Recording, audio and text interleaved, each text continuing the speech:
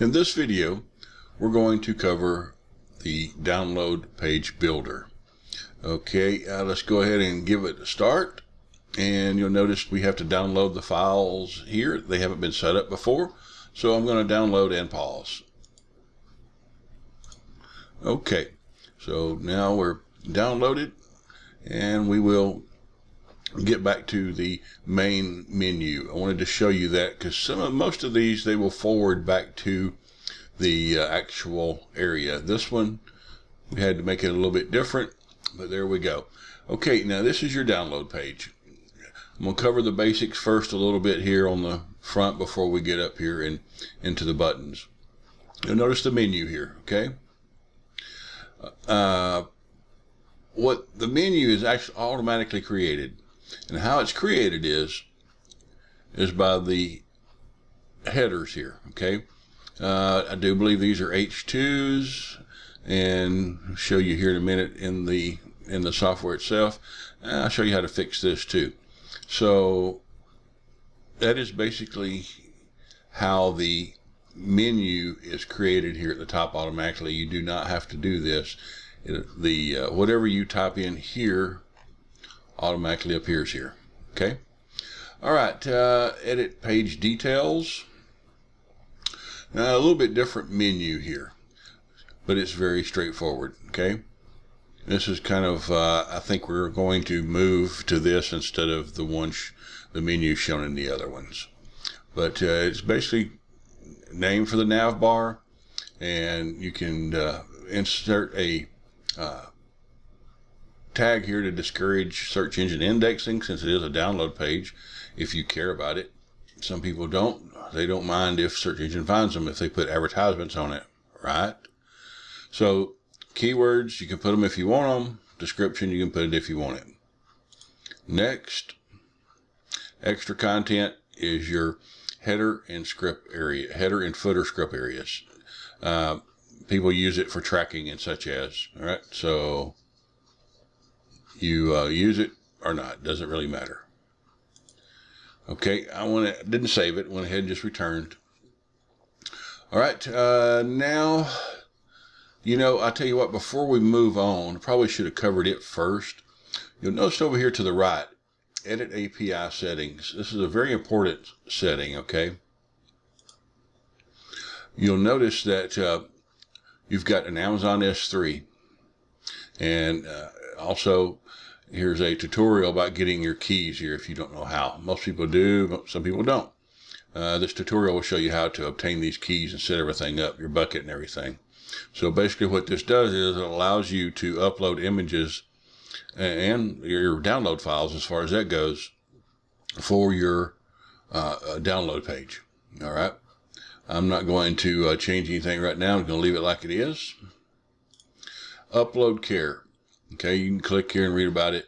You can get the basic one is free, and it covers, right off the top of my head, I can't recall exactly how much bandwidth and storage you get, but it's pretty nice for the free level. We use the paid levels, and I love it. It's very easy to use, and of course you'll see here in a moment what it looks like. And next one is IMGUR. All right, mostly everyone knows about this one. They will host your images for free, but you need an API key. And also, I will note that according to their terms, you need a paid account if you're going to use it commercially. Enough said on that. You do what you feel is right. I'm going to cancel and return on that. So if we would have set it up, it'd be ready to go. I don't think there's any more to cover on that. It's pretty simple. All right, edit page content. And here we are on this. Now this may take just a few minutes. If you need to take a break, pause the video and do so, because this will take a few minutes to cover here. I'm not going to cover everything on the toolbar here. It's basically like any other editor. And we'll probably do some more videos on this section, as it is kind of in-depth. You can do a lot of things here. But for now, let's go ahead with this one. Your save button and your cancel button. If you cancel, you go back. If you save, you save. All right, for more advanced people, you can actually get into the source of the file here. I'm not going to cover that. If you know what it's for, then you know how to use it. Your paste buttons, spell checker, link, anchor. You got font awesome icons. We'll look at some here in a minute. What I want to cover right now is the Amazon S3.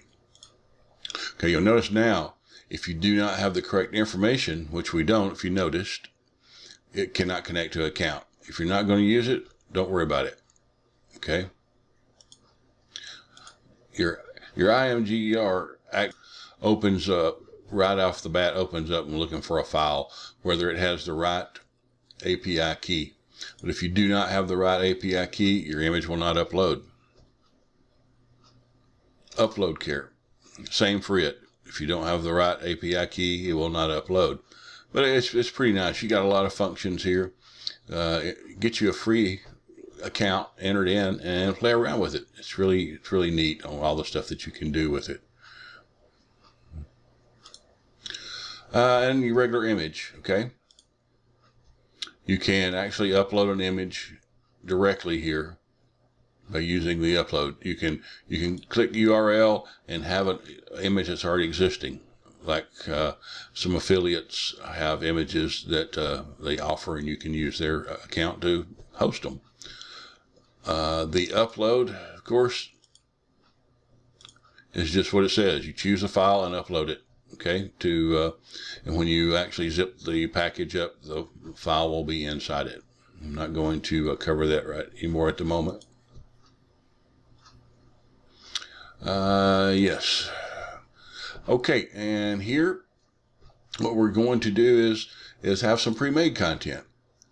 So what this will do is wherever you place your cursor, this will insert a new pre-made content.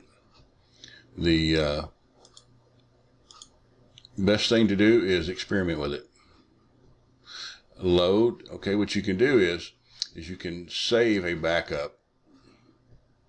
And what this will do is save your page, and you can reload it later. So every time you do a download page, save a backup to your hard drive, and you can load it and edit it at any time. A lot of people use it like in a template. They got a favorite one they want, and they will save it and load it back in. All right, so editing is nothing more than just like with a regular text editor. All right, I shouldn't say text editor, excuse me. A normal, what do they call it? What you see is what you get, something like that. See, I don't even know what they're called. I just use them. I know that it's pretty easy. All right, and your images. Again, here's your image. You'll notice this one is actually a URL already existing online. And this one is also, this is one that we set up under Amazon S3. So there, that's how that looks if you're using S3. Your downloads, nothing more than adding a link to the download here. That's all that that is. Again, I'm not going to cover that image. That's basically an image that's uploaded within the software. Now here, let's see. This is a heading H2, and this is actually what makes your menu at the top of the page. So whatever you type in and you want to be added to the menu, you type it in, highlight it, and choose heading 2. I'd already had it chose, so it went back to normal. Heading 2, okay? And that's about it there, and you'll see that this got kind of flaked up here. Normally what I do to fix things like this is I will do a space, shift, enter. And when you save it, it should be forced down below this other image. We'll see here in just a minute. But you'll notice that this image is on the left. Let's see here. It's not showing that on there. Okay, oh, it does jump back to the top there. This one, I don't know why it's not showing here, but it should be to the right.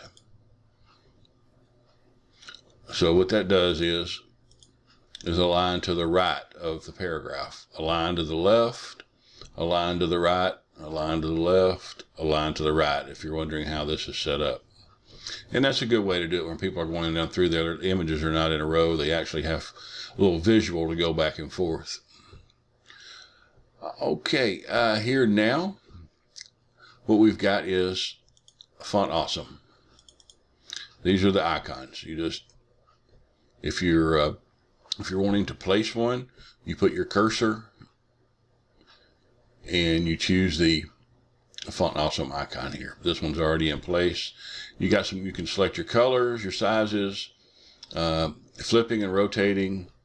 It's normally, I would leave it normal. You experiment with it, whatever.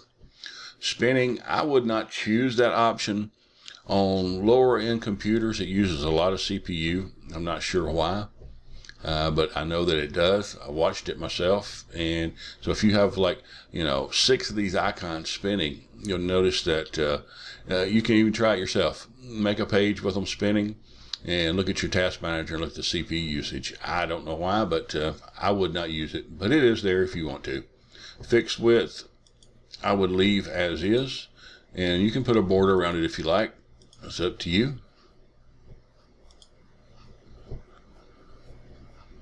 And that's what a border would look like. All right, really that's about it to cover here. I tell you what, I will go ahead and add a pre-made content just to show you. Okay, I'm at the end of that paragraph. I hit enter. Okay, if I wanted to insert pre-made content, there is a header paragraph with image, slide in, download area. So let's just go with header paragraph image, and there you go. See, it's already set up. You got your header there and some text and an image. So it's just to give you an idea, a little layout. Pretty easy to do yourself without using the pre-made, but it's there in case you want to use it. Okay, let's save this and go take a look. All right, you'll notice there's the paragraph that we added in. It appeared automatically, the pre-made content. And you'll notice that got fixed. I got it at the end of the line, and I did a space shift enter.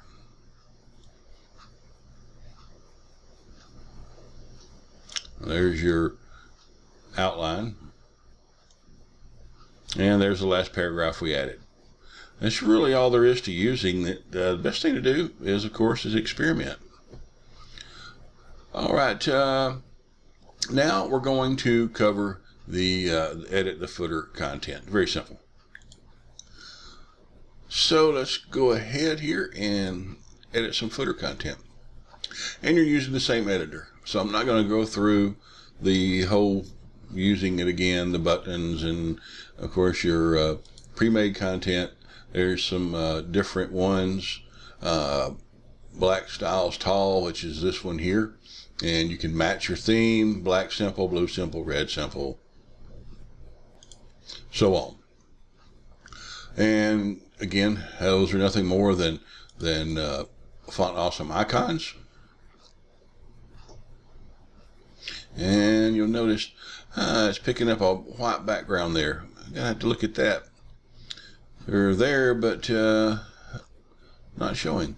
Okay, so now again, these are nothing more than icons. This is just text. And these are just links. You put your text or your cursor down there. You can highlight it, and you can look at the link and change it here. Okay, simple enough.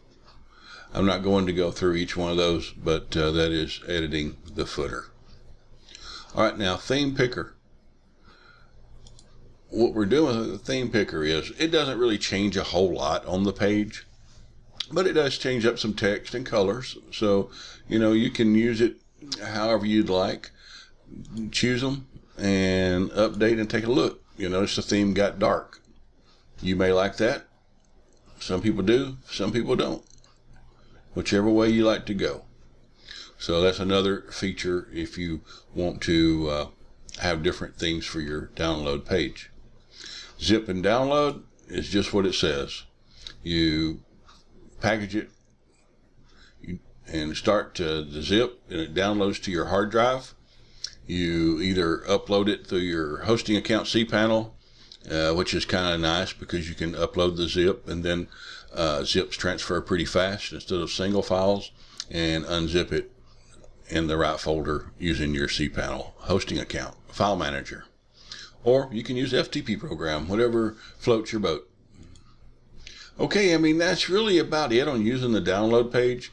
I know there's going to be some more questions, and we'll make a few more little target videos for things that may come up. And that's about all we need to cover there. If you get bored, play a game of Space Invaders. All right, thanks for watching. See you in the next video.